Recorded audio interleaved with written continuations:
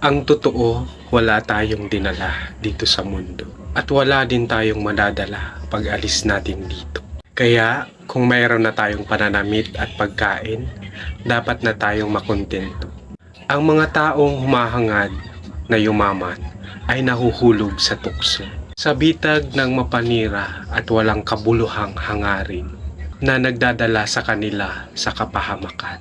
Ayon po dito, Timoteo verse 6 to 9, sapagkat ang pag-ibig sa salapi ay siyang ugat sa lahat ng kasamaan. Ang sobrang paghahangad ng salapi ang nagtulak sa iba na tumalikod sa pananampalataya at nagdudulot ng paghihinagpis sa buhay nila. Ngunit ikaw, lingkod ng Diyos, iwasan mo ang mga bagay na yan. Sikapin mong mabuhay ng matuwid at banal na may matibay na pananampalataya, mapagmahal, mapagtiis, at mabait sa kapwa. Paglaban mong mabuti ang pananampalataya, paghawakan mong mabuti ang buhay na walang hanggan. Dahil tinawag ka ng Diyos sa buhay na ito, na ipahayag mo ang pananampalataya mo sa harap ng maraming saksi. Sa pasensya ng Diyos, nagbibigay buhay sa lahat.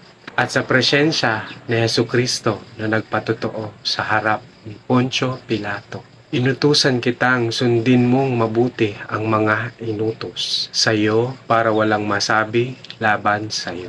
Kaya kung nagustuhan mo ang video na ito o ang mensahe na ito, pwede mo itong ibahagi sa iba. Magandang gabi, mga kabukid.